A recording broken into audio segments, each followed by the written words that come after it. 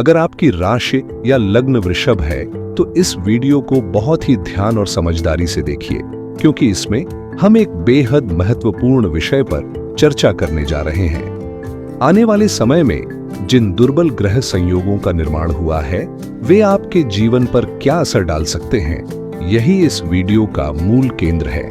यहाँ हम किसी एक या दो नहीं बल्कि पांच ऐसे दुर्योगों की बात करेंगे जिनका प्रभाव आपके जीवन के अलग अलग क्षेत्रों जैसे करियर, पारिवारिक संबंध, मानसिक स्थिति और निर्णय लेने की क्षमता पर पड़ सकता है। इन दुर्योगों की शुरुआत कब हुई, ये कब तक सक्रिय रहेंगे और किन उपायों से इनके असर को कम किया जा सकता है, इन सब बातों को विस्तार से समझाया जाएगा।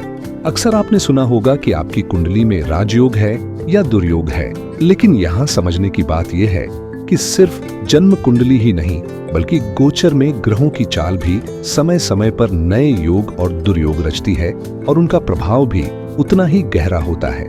इसलिए अगर आप वृषभ राशि के जातक हैं तो यह वीडियो आपके लिए एक चेतावनी भी है और एक समाधान भी। इसे अंत तक जरूर देखिए ताकि आप आने वाले समय की चुनौतियों और उनके उपायों को सही ढंग से समझ सके। 29 मार्च को शनि के गोचर ने ज्योतिषीय दुनिया में एक खास हलचल मचा दी। इस दिन एक साथ 6 ग्रहों की युति ने करीब 15 विशिष्ट योगों को जन्म दिया, जिनमें कुछ शुभ राजयोग थे और कुछ चुनौतियों से भरे दुर्योग। अगर आपने हमारी राजयोगों वाली वीडियो अब तक नहीं देखी है तो पहले उसे जरूर देखिए, क्योंकि जब आप सकारात्मक योगों की जानकारी पहले ले लेते हैं तो नकारात्मक योगों को समझना न सिर्फ आसान हो जाता है बल्कि मन में अनावश्यक डर भी नहीं बैठता। अब बात करते हैं उन प्रमुख दुर्योगों की जो इस विशेष ग्रह संयोग के चलते बने हैं। जैसे सूर्य और शनि की युति ने संघर्ष योग को जन्म दिया है, जो जीवन में टकराव और आंतरिक द्वंद्व बढ़ा सकता है। वहीं सूर्य और राहु के साथ आने से ग्रहण योग बन रहा है, जो निर्णय लेने की क्षमता को प्रभावित कर सकता है और भ्रम की स्थिति पैदा कर सकता है। इसके अलावा बुध और राहु की युति ने जड़त्व योग को जन्म दिया है, जिसे आम भाषा में जड़ बुद्धि योग भी कहा जाता है, जो सोचने समझने की शक्ति में बाधा डाल सकता है। इन सभी दुर्योगों का असर क्या हो सकता है और कैसे इनसे निपटा जा सकता है, यही हम इस वीडियो में विस्तार से जानेंगे।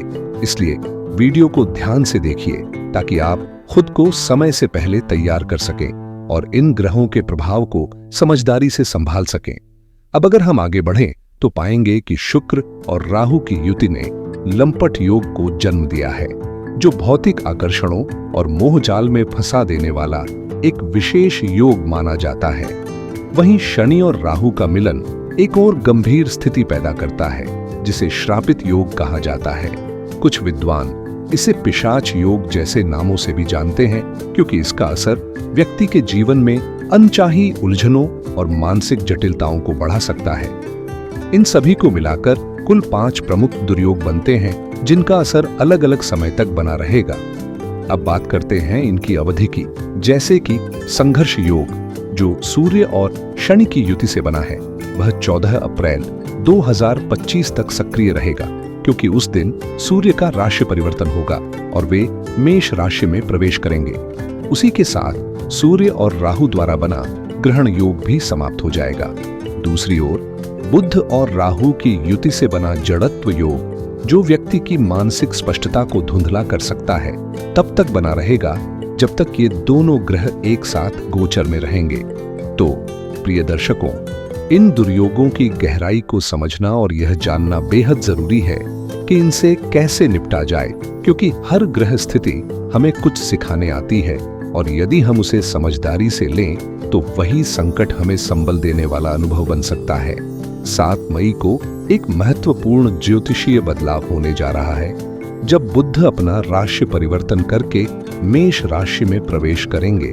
हालांकि इस दौरान वे वक्री, मार्गी और उदय अस्त की स्थिति में रहेंगे, लेकिन असली परिवर्तन की घड़ी 7 मई ही होगी, जिससे बुध और राहु की युति से बना जड़ बुद्धि योग समाप्त हो जाएगा।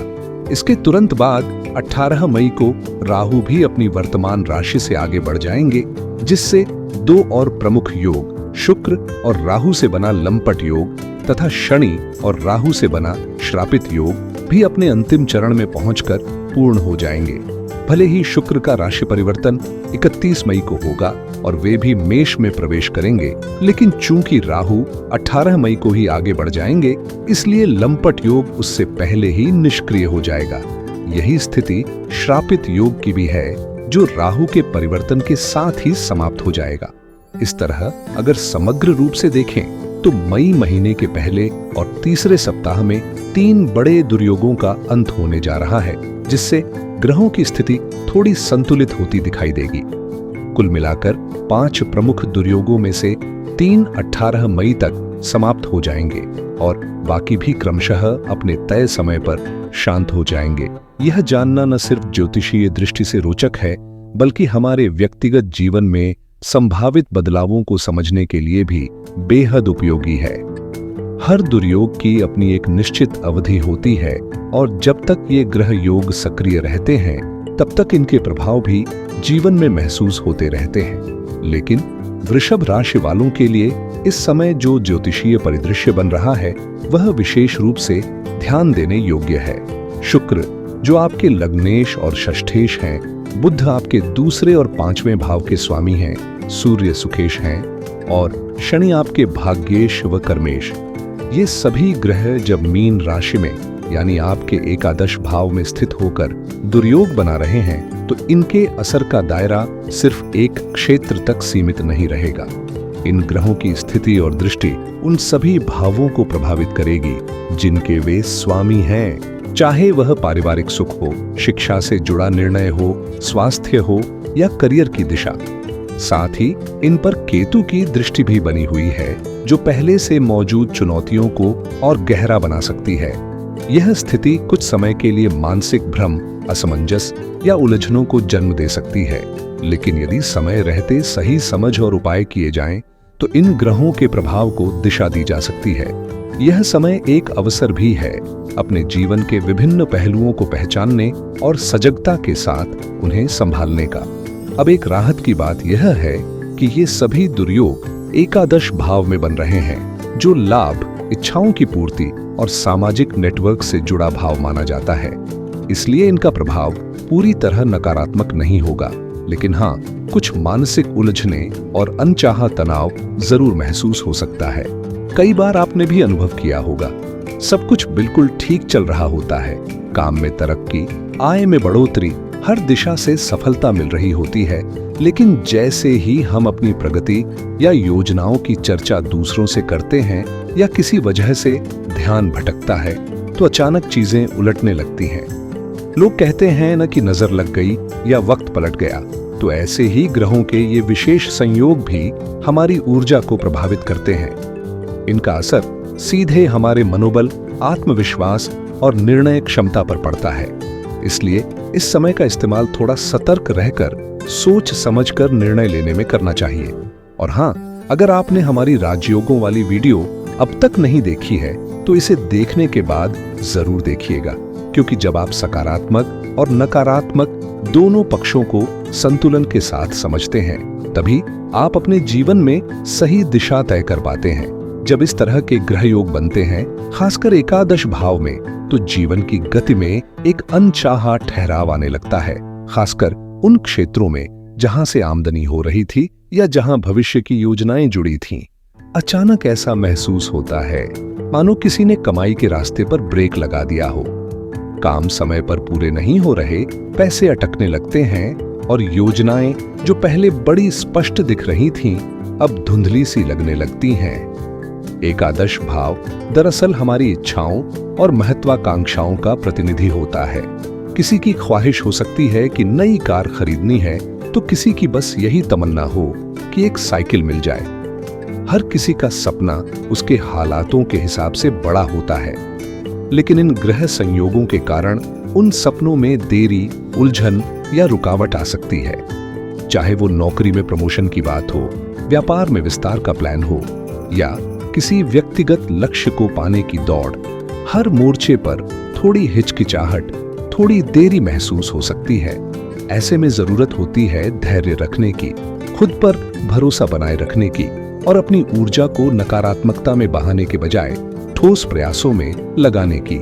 हालांकि इन दुर्योगों के प्रभाव से कुछ असहज स्थितियां पैदा हो सकती हैं, लेकिन वहीं दूसरी ओर राजयोग भी सक्रिय हैं, जो इस नकारात्मकता को संतुलित करने का कार्य कर रहे हैं। इस दौरान जीवन के सुख साधनों में थोड़ी कमी महसूस हो सकती है, खासकर भावनात्मक स्तर पर। ऐसा समय जब कोई अपना जो बेहद करीब लगता हो, दोस्त हो या परिवार का सदस्य, वही व्यक्ति आपको निराश कर सकता है। सामने से मीठी बातें पर पीठ पीछे स्वार्थ, यही व्यवहार कभी कभी सबसे अधिक चुभता है। ये वही पल होते हैं जब हमें अपनी समझदारी और विवेक से काम लेना होता है, क्योंकि हर मुस्कुराहट के पीछे सच्ची भावना नहीं होती। कुछ लोग इस कला में माहिर होते हैं कि कैसे मधुर शब्दों से अपना फायदा उठाया जाए। जैसे कोई नेता चुनाव के वक्त आपके दरवाजे पर वोट मांगने आता है, बड़े वादे करता है और जनता भी मुस्कुराकर कहती है जरूर देंगे, लेकिन असल में वोट किससे जाता है ये बात किसी को नहीं पता। इसी तरह जीवन में भी हर बात दिखने जैसी नहीं होती और यही समय होता है अपने रिश्तों, निर्णयों और भावनाओं की कसौटी पर परख करने का।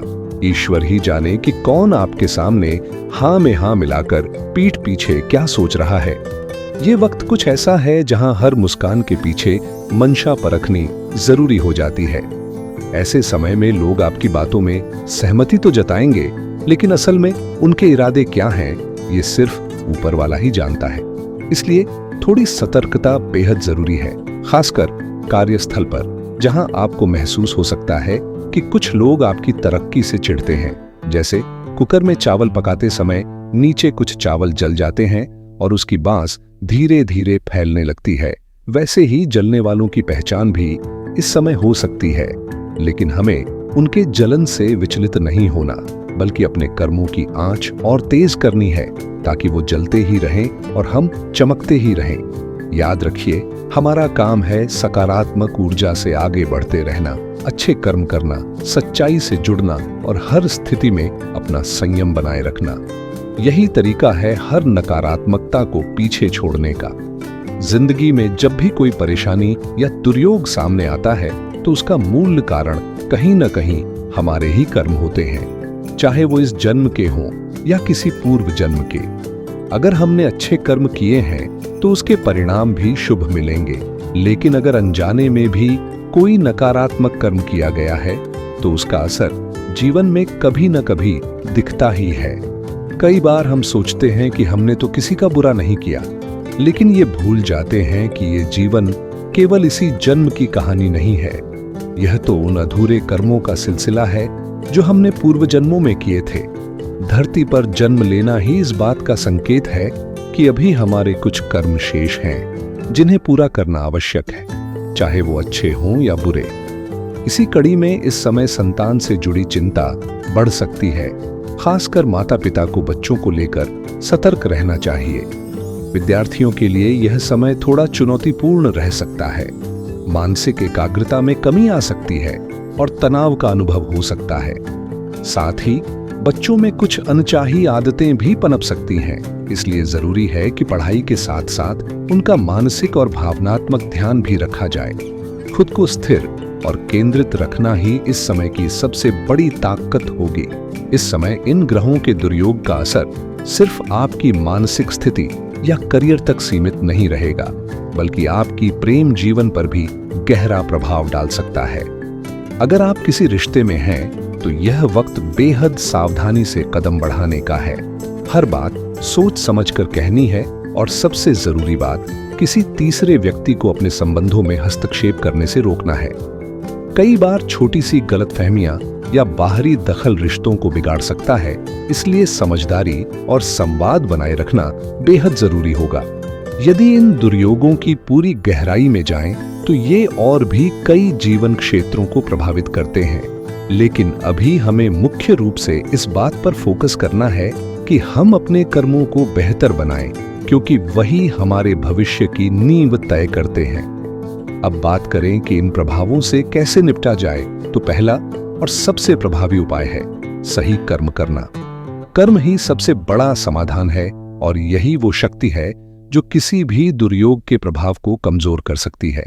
इसलिए सजग रहें, ईमानदारी से कार्य करें और हर स्थिति में धैर्य बनाए रखें। आने वाले समय में आर्थिक मामलों को लेकर जो उतार चढ़ाव संभावित है, उनसे निपटने के लिए अभी से मजबूत रणनीति बनाना बेहद जरूरी है।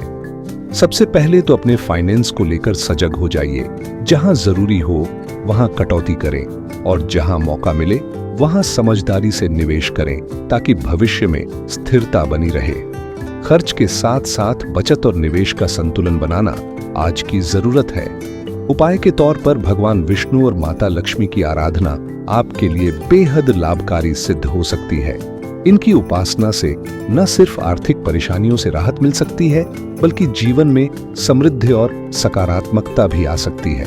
साथ ही याद रखिए कि कोई भी बड़ा फैसला लेने से पहले अपनी व्यक्तिगत जन्म कुंडली का गहराई से विश्लेषण कराना बेहद जरूरी है, क्योंकि केवल गोचर की स्थिति देखकर निर्णय लेना अधूरा होता है।